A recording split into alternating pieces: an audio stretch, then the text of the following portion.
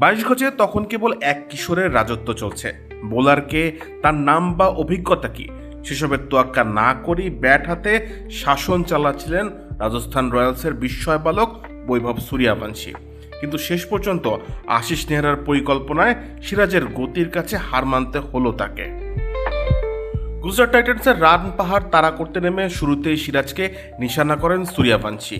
নিজের প্রথম ওভারেই লং অনের উপর দিয়ে এক গগনচুম্বী ছক্কায় মোহাম্মদ সিরাজকে স্বাগত জানান এই কিশোর। মাঝে একবার চোট পেলেও দমে যাননি তিনি।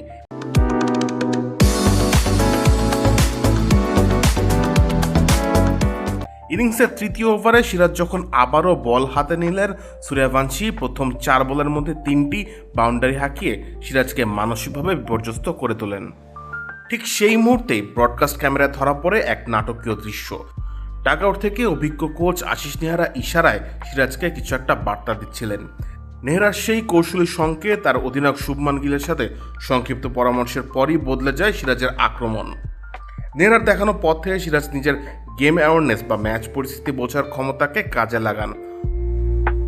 ওভারের পরের বলটি ছিল ঘন্টায় 146.6 কিলোমিটার বেগের এক তীক্ষ্ণ এবং স্কিডি বাউন্সার। বৈভব তাতে পুল শট খেলার চেষ্টা করলেও সিরাজের অতিরিক্ত গতির কাছে পরাস্ত হন।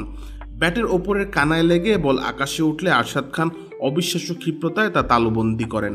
উইকেট নেওয়ার পর সিরাজের সে আক্রমণাত্মক উল্লাসী এই শিকারের শ্রেষ্ঠত্বের প্রমাণ করে। কাউসার মুজিব অপূর্ব, খেলা ৭১।